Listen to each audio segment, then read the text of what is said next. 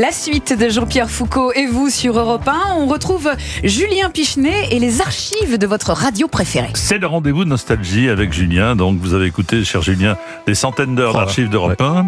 Et vous nous présentez des trésors rares, précieux, intimes. Ce matin, nous mettons le cap sur l'été 1975 et je sens, je ne sais pas pourquoi, que ça va plaire à mon invité Julien Dassin. En plus, c'est un anniversaire parce que c'était il y a pile 50 ans. L'été 1975 fut celui du bouchon du siècle avec des dizaines de milliers de véhicules qui avaient été bloqués le samedi 2 août lors du grand chassé croisé des vacanciers. On en reparlera. Et c'était aussi l'été de ce tube. Effectivement, votre invité du jour, Jean-Pierre, le connaît bien. On l'a écouté 30 fois depuis 11 heures. Et bien le voilà pour la 31e fois. On s'en lasse pas. Exactement. Quand tu voudras, et l'on s'aimera encore lorsque... Et pourquoi c'est bien d'en parler aujourd'hui de l'été indien de Joe Dassin, qui est sorti en fin mai, début juin 1975 et qui s'est hissé à la première place du hit parade le 13 juillet 1975. Il y a donc quasiment pile 50 ans jour pour jour. Ce sera évidemment le tube de l'été 75, un titre écrit, vous l'avez rappelé Julien Dassin tout à l'heure, par Pierre Delanoë et Claude Lemel. Archive Europe 1 en 1989, ce dernier nous avait confié le souvenir qu'il gardait de ses collaborations avec Joe Dassin. Dassin était tellement difficile pour les textes, tellement, on peut dire le mot chiant. D'ailleurs, on lui avait trouvé un épithète qui lui allait très bien. On disait que c'était un mec attachant.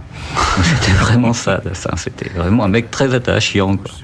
Mais bon, bref, on l'adorait, donc c'était pas grave. Vous connaissiez évidemment, Julien, sa réputation d'être difficile avec les textes. Oui, l'histoire de l'attachant, oui. Voilà. Ah, puis alors le fils, c'est pire. Hein. Non. Mais je peux l'être, oui, si.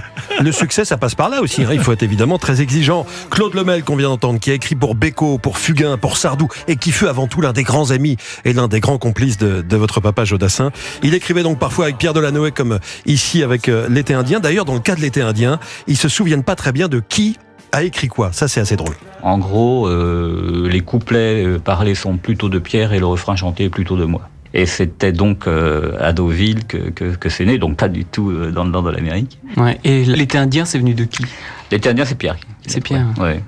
Il l'a mis tout à fait par hasard dans la chanson, parce qu'en réalité, c'était juste une phrase du couplet qui était, comme ça, une phrase un peu anecdotique. Anecdotique, comme on avait mis aussi la robe de Marie Laurencin, quoi.